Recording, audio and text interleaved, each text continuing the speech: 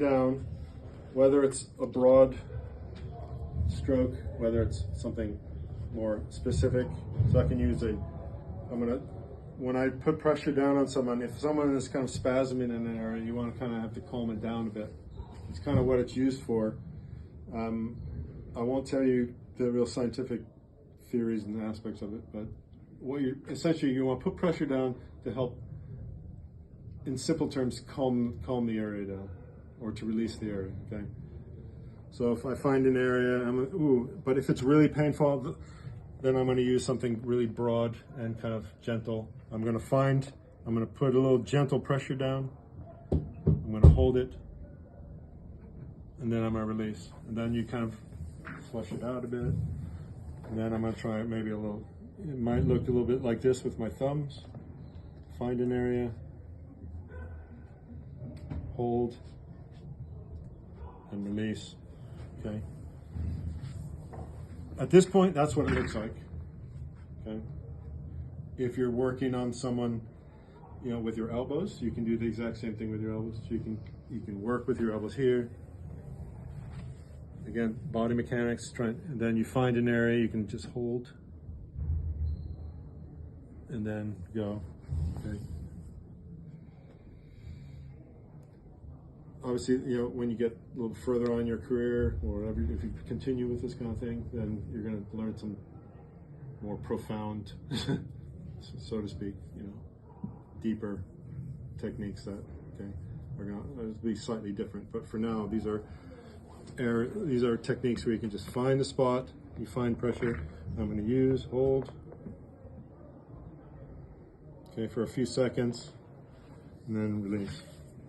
If you hold it too long or too deep, too quickly, you're going to run the risk of bruising, hurting them a little bit more. So you just want to,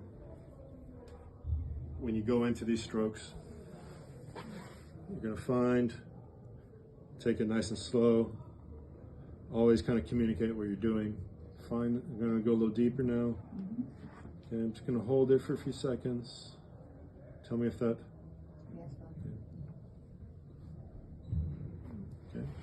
So a little tip, when you get to the assessment part of your training, when you have to stand before me or Richard and prove what you can do, communication is very important, okay?